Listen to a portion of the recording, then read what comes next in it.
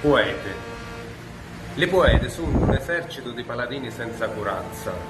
Parlano di omene frate e della bocca ne esce scomazza. Pigliano l'usula in tale mano, puntano le stelle in tale cielo, portano la verità in tale cuore e dell'occhi levano lo velo. Ma poi si tagliano un cagnose, battono le mani, viva la poesia! E appena uno vota le spade, l'altro piglia la cordia. Ogni poeta è convinto che la so è la meglio poesia. Scrive, legge, si talia e davanti allo specchio si arrecria. È vero, ci sono chi è brave e chi che non valgono niente, ma tutte hanno qualcosa di donare e se parlano con l'arma sono valenti. Amici, poete, frate mia, non serve a nulla essere nemico. Ascoltate a mia, cancia voce, sogno di certo l'occhio unico.